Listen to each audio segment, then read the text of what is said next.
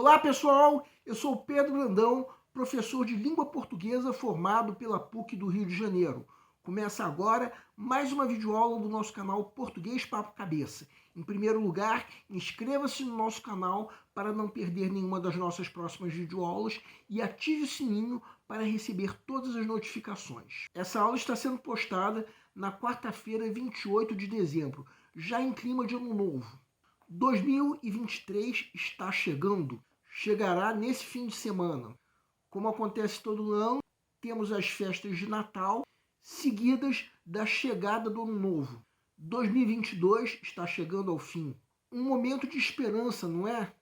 Mas houve recentemente um final de ano que não foi bem assim. O final de 2020 e a entrada de 2021. Em homenagem ao final do ano, vamos interpretar um texto da escritora e quadrinista Elô D'Angelo, intitulado Ano Novo, publicado em seu livro Isolamento. O texto está no material didático que pode ser acessado clicando-se no link que se encontra na descrição da videoaula. Vamos primeiramente entender que se trata de um livro em quadrinhos, com algumas partes escritas. O enredo é o cotidiano de um prédio chamado Isla Bonita, em que os moradores são personagens imaginados pela autora. Personagens também baseados em fatos e vizinhos verídicos que ela observou ao longo do isolamento social e da quarentena causados pela pandemia do coronavírus. Quanto ao material didático, quem quiser conferir o texto 1 é o texto da autora intitulado Ano Novo. O texto 2 é a ilustração que a própria autora fez e o texto 3 é a arte final da página aberta do livro em que o referido texto Ano Novo se encontra. Agora vamos supor que você já leu o material didático. Que sentido nós podemos dar a esse texto? Temos uma reflexão de tudo que a autora vivenciou naquela virada de ano, 2020 para 2021. Um texto que mistura dois tipos textuais. O tipo narrativo, já que a autora narra desde o momento da virada do ano até o momento em que ela, mais tarde, recupera a esperança na vida e decide produzir o livro. Temos também o tipo descritivo, já que a autora descreve o sentimento de desânimo que ela teve naquele momento, que deveria ser de esperança. Bem, vamos entender. Segue um quadro. Vejam o primeiro parágrafo e o trecho que nós estamos agora destacando em negrito. Temos aí a descrição do quanto a autora estava se sentindo desanimada e impotente naquele momento. Quem quiser pode dar uma pausa para perceber o quanto ela estava indisposta para fazer qualquer coisa, até mesmo para os divertimentos. Em parte porque o divertimento havia se tornado risco de vida. O momento que está descrito no texto que está em negrito mostrava toda a sensação desagradável que a autora sentia naquele momento. E o parágrafo seguinte descreve o momento vazio de virada de ano que a autora vivenciou. Com todo o vazio daquele Réveillon, a responsabilidade falava mais alto, pelo menos para ela.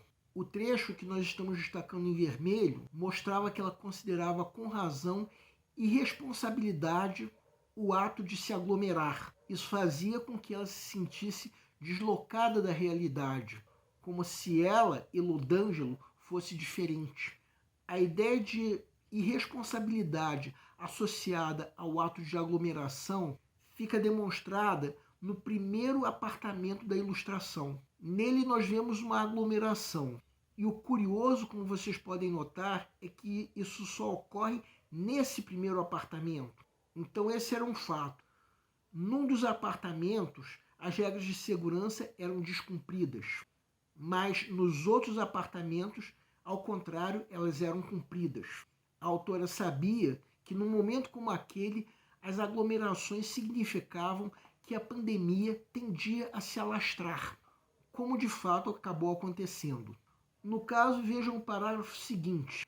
Quem quiser pode dar uma pausa. Percebam que a tarefa de ilustrar servia para a autora como um descanso, uma diversão, até por não oferecer risco de vida. porque diferentemente de outras versões, o ato de ilustrar não oferecia risco de vida, e a autora percebeu o quanto estava exausta naquela situação de isolamento. Nos 2 parágrafos seguintes, fica claro que a autora tinha a percepção de que precisava tocar a vida e tocar para frente, por mais que o futuro fosse duvidoso. Quem quiser pode dar uma pausa para perceber o quanto havia medo na tarefa de se publicar o livro. Ela imaginava as piores situações. Uma coisa pode vir ao nosso pensamento. Será que a autora deixou de mencionar nesse texto nomes de políticos por medo da ação da censura? A resposta é não, pelo seguinte: quem ler o livro inteiro vai encontrar nomes de políticos mencionados em outros capítulos. Isso não aconteceu nesse capítulo por acaso. O livro veio a ser publicado de fato em 2021. Então esse último parágrafo mostra que o desenrolar da situação fez ela encontrar esperança em poder publicar o livro, ainda que de forma independente. Depois disso, finalmente, ela pôde desejar feliz ano novo. Como nós podemos notar nesse parágrafo, a autora se direcionou na meta de publicar o livro e conseguiu chegar nesse objetivo.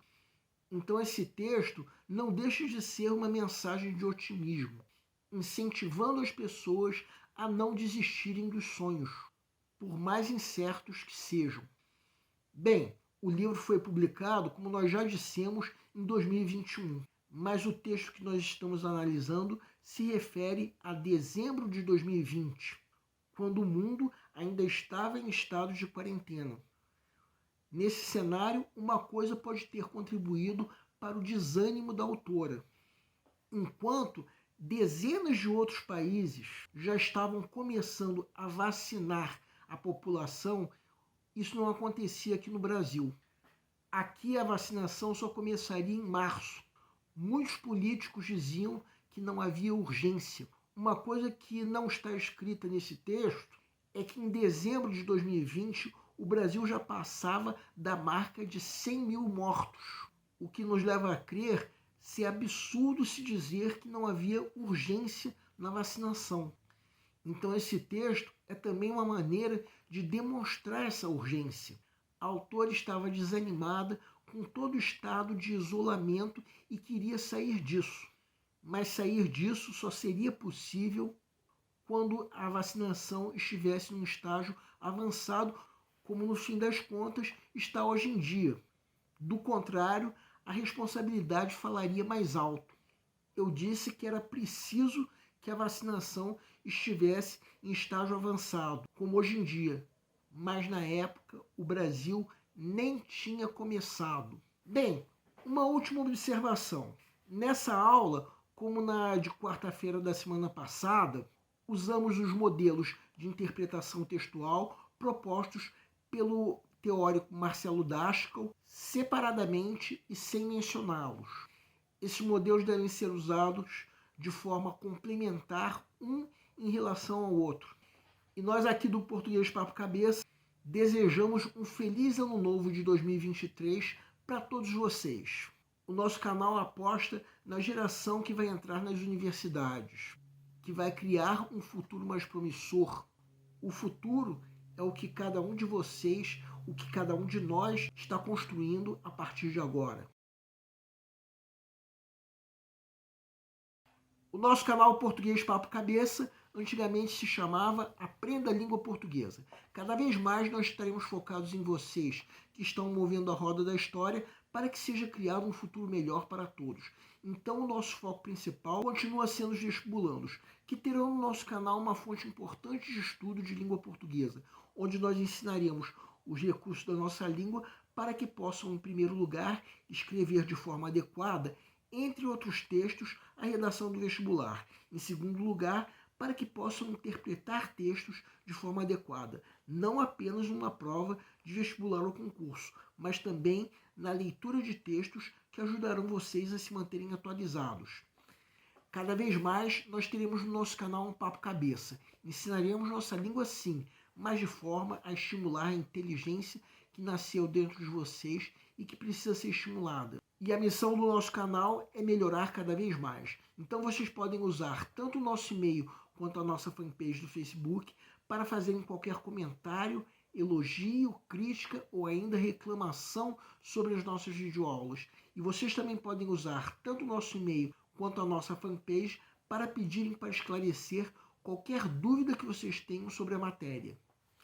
E nós agradecemos a todos vocês que estão assistindo nossas videoaulas.